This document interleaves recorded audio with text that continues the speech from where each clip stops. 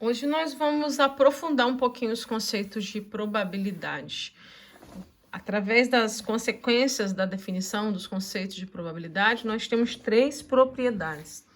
A primeira dela é um tanto quanto óbvia, mas a gente precisa falar nela, né? Porque é óbvia de entender, talvez não tão óbvia de quantificar isso.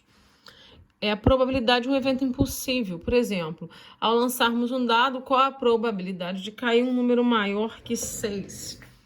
Nós não temos números maiores que 6 no lançamento de um dado, né? A totalidade de possibilidades são 6, que é 1, 2, 3, 4, 5, 6, e maiores que 6 nenhuma, 0.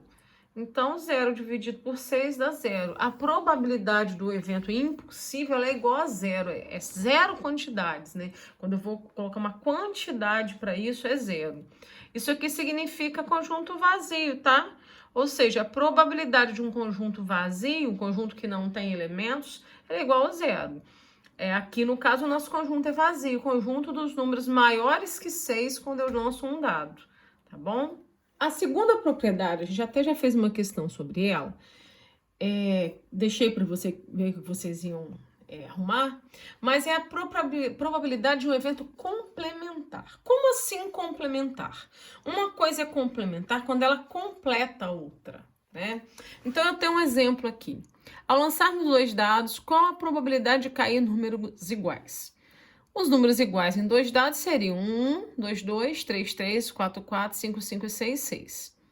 Ou seja, das 36 possibilidades que nós já conhecemos, que é sobre o lançamento de 2 dados, nós temos somente 6 possibilidades que são iguais. Então, para os dados serem iguais, serão 6 de 36, que dá 17%, aproximadamente.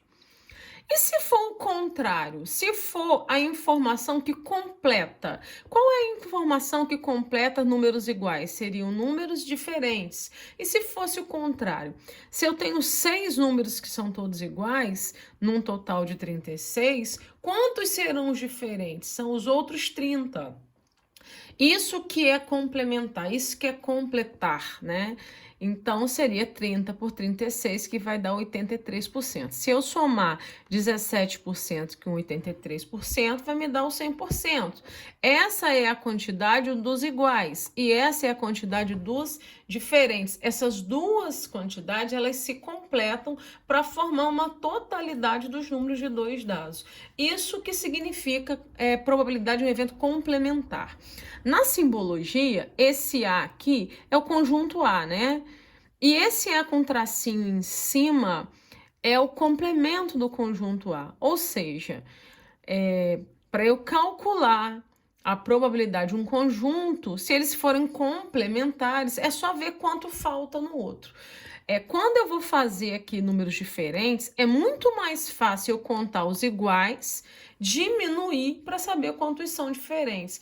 Porque no lançamento de 2 dados, nós temos 36 possibilidades, como a gente já viu, né? Na tabelinha.